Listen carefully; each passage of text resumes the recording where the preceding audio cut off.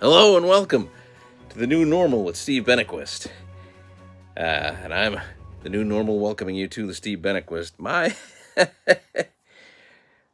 You catch me in an odd moment.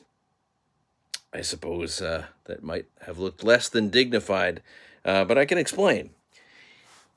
You see, for the holidays, my aunt sent me one of those big kettlecorn things that you just saw on my head, and it was so good.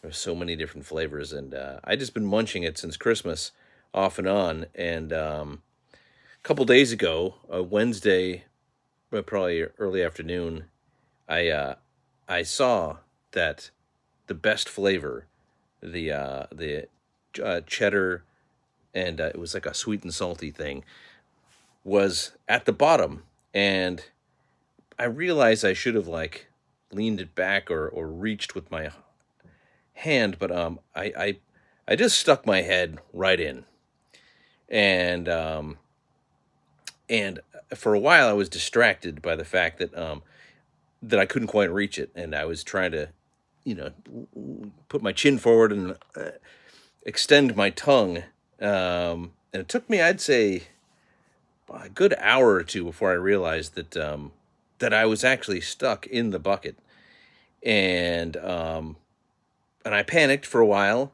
I was thrashing about violently, and it's still hard to say what exactly about me was stuck, but there I was. Interesting things you'll learn when stuck in a bucket. One is you got to pace yourself between frantic, panicked bouts of struggling, because if you do it for too sustained a period of time, you'll crash out, and I did that. I slept pretty hardcore, and I didn't wake up again till today, and I could tell by the sound it was rattling there was still more, and I was hungry because I'd had my head stuck in the bucket for hours. And so that's number two, is if you're gonna get your head stuck in a bucket, do it in one that's has food in it that will sustain you. I wish there'd been some water in there too. And this moisture is just the sweat from my struggle. Number three is your tongue can extend further than you think. Number four is remember gravity.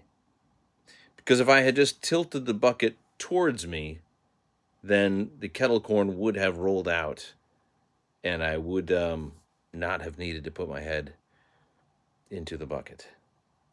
Anyway, so the new normal calls. This is taping time, and I have to say that I'm pretty much out of the loop, and I could check the news right now during the show, but that would maybe slow us down. So instead, let me offer you some reflections on my new normal, that at least it was until a few minutes ago, and that is 30 hours or so in a bucket. 40 hours? Something like that. Close to 48 hours with a bucket on your head. I recommend it, frankly.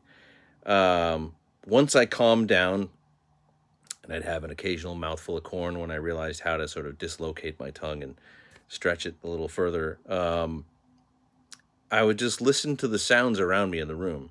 And the new normal library is a lovely living room. It's right next to a windowsill, and there's a tree outside, and there are birds or pigeons.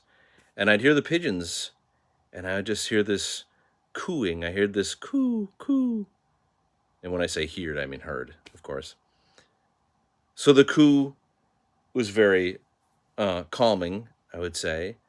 And when I woke up, actually, there was a rainstorm that had come through. So between the coo and the gentle storm, it's a capital way to spend your time, I would say. I really can't recommend it highly enough, I mean, we lead our lives by the pace of machines, factories and highways and clocks, things of iron and steel that rule our lives. And I say, stop the steel. I say, get to nature. get to the wood, get to the cloth, but do stop the steal. And I think you might call me crazy for saying that perhaps all of America should stick its head in a bucket and cut itself off from information for a while. I mean, it was calming. You might say that I was in my own little echo chamber, but I think if everyone did it, it might just make America great again, you know? Anyway, that's my 2 cents. I don't know what else to tell you. Maybe don't get your head stuck in a bucket. That's also a way to go. That's it for this episode. If you like us, subscribe, share it with your friends, send us letters and emails and telegrams and Pony Express packages, and buy a t-shirt and donate for the chance to win a t-shirt on episode 100, which is going to be Inauguration Day. So donate in any amount and you might win a shirt. Till next time, I'm Steve Benaquist reminding you that if it ain't new, it ain't normal.